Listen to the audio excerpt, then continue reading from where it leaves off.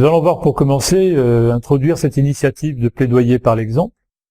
Making It Work répond à cet objectif de plaidoyer, en soutenant les acteurs pour qu'ils documentent et tirent profit des bonnes pratiques et qu'ils exploitent ces informations pour promouvoir le changement. Plutôt que de simplement publier un rapport, Making It Work encourage les personnes à utiliser ce qu'elles ont appris des bonnes pratiques pour inciter au changement et promouvoir de nouvelles façons de faire, en se basant sur ce qui fonctionne déjà, afin de garantir un changement effectif dans la vie des personnes handicapées.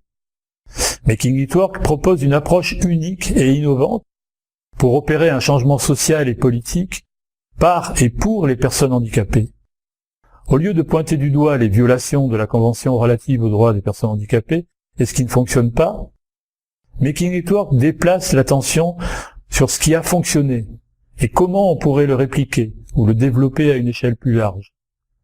La méthodologie est basée sur le fait de documenter les preuves de bonnes pratiques, qui seront ensuite utilisées pour faire des recommandations concrètes et constructives aux décideurs, aux prestataires de services et aux autres acteurs de développement ou de l'action humanitaire. Ce processus de capitalisation sur l'expertise existante et sur l'innovation est particulièrement efficace dans les pays où les ressources sont limitées. Alors, la méthodologie Making It Work, en bref, qu'est-ce que c'est?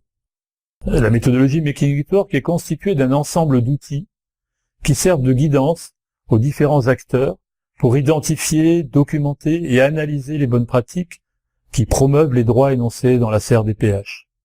Ceci dans le but d'utiliser ces données afin d'informer et de mener des actions, y compris de plaidoyer, visant le changement. Making It Work encourage la collaboration entre acteurs clés, dans laquelle les personnes handicapées et leurs organisations représentatives jouent un rôle central.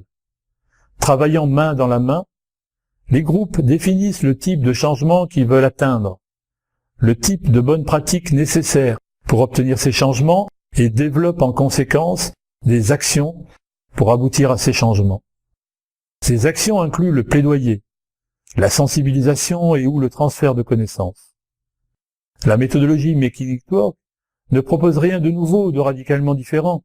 Elle vise plutôt à fournir des outils et des conseils pour aider les acteurs à tirer le meilleur parti de ce qui existe déjà et ainsi obtenir un changement de plus grande ampleur. Elle valorise l'engagement de la société civile et celui des personnes handicapées, en particulier dans la promotion des droits de l'homme pour tous, et contribue à structurer le management des connaissances et le plaidoyer. Voyons maintenant les différentes composantes de la méthodologie Making It Work. En fait, il y a trois étapes, trois composantes essentielles, et ces composantes, ces étapes sont managées et sont pilotées par les personnes handicapées, donc qui les pilotent ou qui les copilotent. La première étape, très importante, est de construire une collaboration multi-acteurs. Ensuite, la deuxième étape va être de collecter, de documenter et d'analyser les bonnes pratiques. Et troisième étape, enfin et surtout, agir pour le changement, y compris par le plaidoyer basé sur des preuves de bonnes pratiques.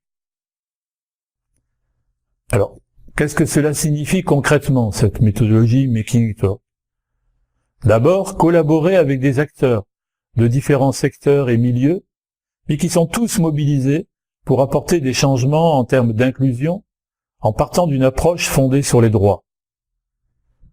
Ensuite, recueillir des preuves de bonnes pratiques, en utilisant des critères définis par un groupe multi-acteurs.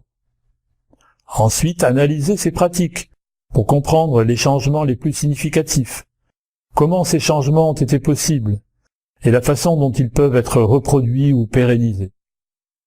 Ensuite, mettre au cœur du processus les personnes handicapées et leurs organisations représentatives. Ce sont elles qui doivent confirmer ce qui fonctionne.